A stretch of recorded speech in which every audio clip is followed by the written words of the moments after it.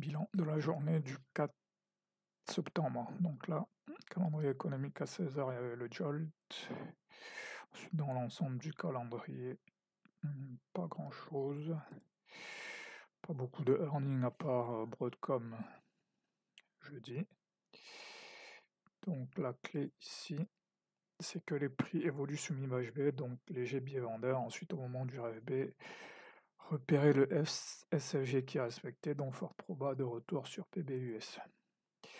Donc ensuite, ici, il n'y a pas vraiment de trappe, c'est juste surtout des confusions en fait. À un moment, il y a une confusion entre le RB50 ou alors c'est un RFB, RB50, RH50 et à un moment, un rebond ou un retest et un rejet un retest-rejet en fait.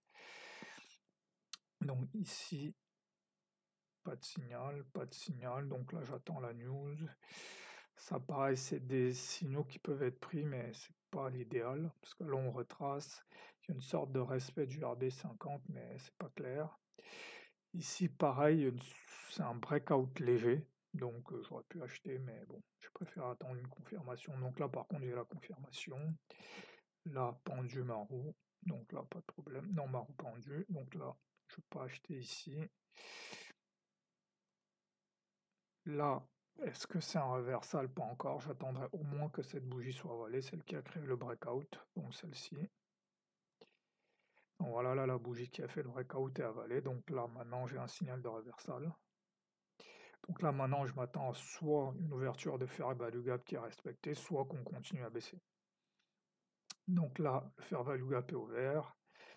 Le fair value gap est respecté. Donc là, bon, après là, c'est ma pause, donc j'interviens un peu, mais ici, j'ai un signal de vente, fair value gap qui s'ouvre et qui est respecté. Là, je peux continuer à vendre. Voilà, ici, ça c'est une erreur parce que je pense que j'essaie d'acheter ici en me disant que c'est un RB50. Quand je regarde, on ne réintègre pas le RB50 en fait. Donc là, c'est pas un bon signal. Il aurait vraiment fallu attendre qu'on réintègre le RB50 pour acheter. Mais par contre, oui, ici sur le Nasdaq, c'est un vrai signal par contre. Ouais. Sur le Nasdaq, c'était un vrai signal.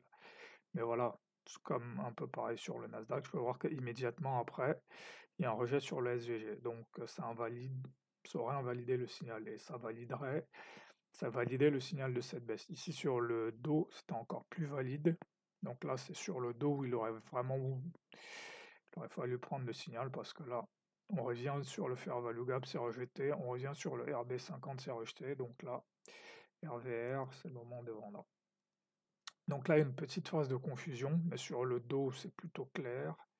Après, le DXY ne donne pas vraiment d'indication. Alors, oui, un point important, c'est que là, il y a quand même une divergence entre les trois indices.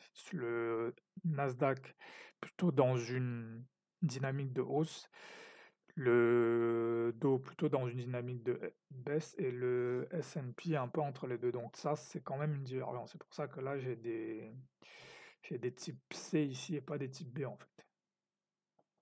Voilà, c'est pour ça qu'ici, c'est du B, et c'est du C et pas du B. Donc là, j'aurais pu continuer à vendre avec pour target au moins revenir ici sur le plus bas de la session US. Donc voilà, c'est à ce moment-là qu'il y a une petite confusion. Est-ce que là, c'est un reversal? Bon, je vais zoomer parce que là, on ne voit pas trop. Est-ce que ça, c'est un reversal? Ou alors ça va continuer. Donc là, j'aurais dû garder mon biais en fait. J'aurais dû garder mon biais à la baisse et considérer que là, ce serait l'invalidation, ce serait au moins qu'on revienne clôture au-dessus d'un de ses plus bas. Voilà, c'était juste ça, voilà. Et là, bah, on continue. Le prix, voilà, on vient chercher la zone et là, il y a le rebond. Donc ça, c'est bon, contrairement aux semaines d'avant où le marché était fluide, là, on revient à début septembre. NFP, vendredi, on revient dans un marché un peu plus technique, mais les signaux restent présents en fait. Parce que même là, si je vendais ici, j'avais mon RR de 1 par là. Donc ça posait pas de problème. C'est juste que voilà, les marchés à faible volume, c'est un peu plus technique à trader, mais les signaux restent présents. Pas de problème là-dessus. Donc maintenant, si je regarde les autres indices,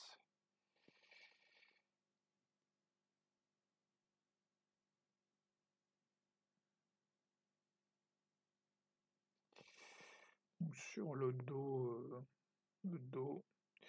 donc le 2 en rebond BHV, donc ça c'est plutôt bon signe, ça veut dire que la dynamique de hausse sur le dos n'a pas été cassée. Sur le Nasdaq et le S&P, par contre, là, la dynamique de hausse est breakée, parce que là, on est passé, je pense qu'on est passé sous BHP. Ouais, on est passé sous BHP. Donc, il faudrait déjà qu'on réintègre BHP pour que ça continue. Ensuite, ici. Donc là, le FTSE.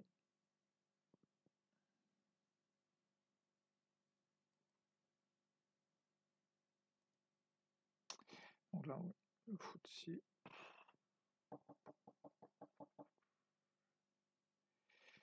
Donc ici, il y a cette hausse qui part le matin, mais sans suite. Ici, j'aurais pu vendre en me disant que le fair value gap n'est pas respecté.